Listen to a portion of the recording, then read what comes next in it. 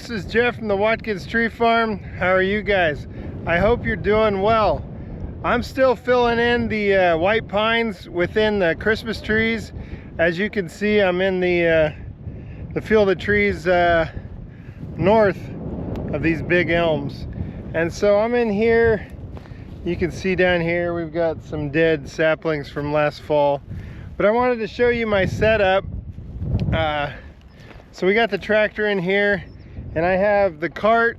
I've got some water for the trees, and then the trees itself, I've got a shovel. I've got the stakes, and then I have the ribbon tire that ties the trees to the stakes. So I'm just going through and finding dead saplings and filling them in with these white pines, and then we'll be done.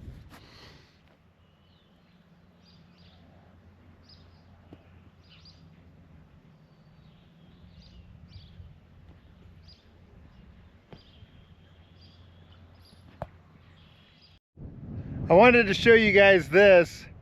This is a tree that I pulled out the other night, hooked to the tractor, and I just used the bucket of the tractor and pulled the tree out. Why did I pull a pretty mature tree out of the ground? Well, funny you ask.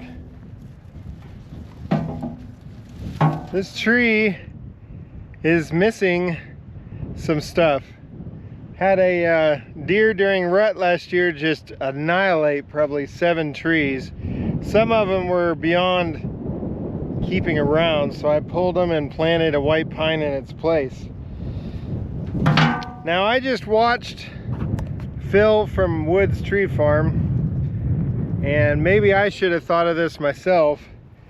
He recommended leaving those dead trees from the deer out there in the field so the deer come back and just tear up the same tree every year. Well, darn it, I didn't think of that, or I didn't do that. I've got a couple over there that I left, and maybe he'll come after those, but from here on out, if it happens again, I'll just leave the tree.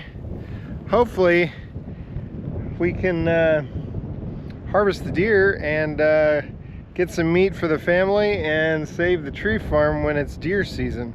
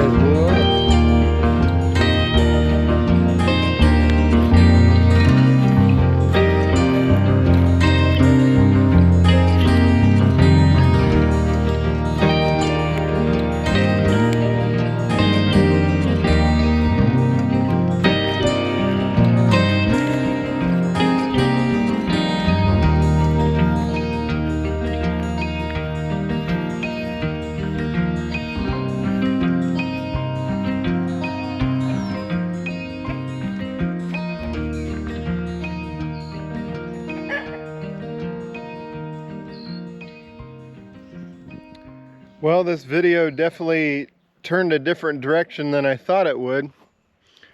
So Wednesday I was planting those trees, and that's what you guys just saw. Thursday they predicted some storms, and there were storms out there, but they were super scattered. Well, we actually the Thursday evening went for a walk, and the skies were pretty angry, if that makes any sense. Just kind of weird looking clouds. South wind was probably 20-30 mile an hour out of the south, which is normal for us, but we went for a walk anyway. And I'd say a couple minutes after we walked inside, we had hurricane force winds out of nowhere. I mean, it blew, I'm gonna be conservative, 60-70 mile an hour for 20 seconds, and doesn't make any sense. Not a lot of people around here had the same thing as we did. Me being an amateur weather guy, I went on the radar. It looks like a thunderstorm to our west fell apart and we had a microburst come through here. And as you can see, this tree fell over.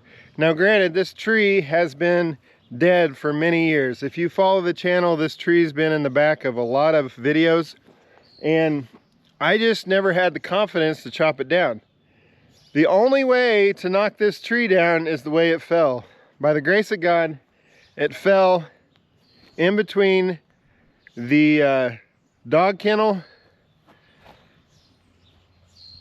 and the chicken coop. And if it would have fallen that way, it would have hit all the Christmas trees. And if it would have fallen that way, it would have hit the house. So now I have a lot of work to do, and you guys will see what the next video will be, is me taking care of this tree.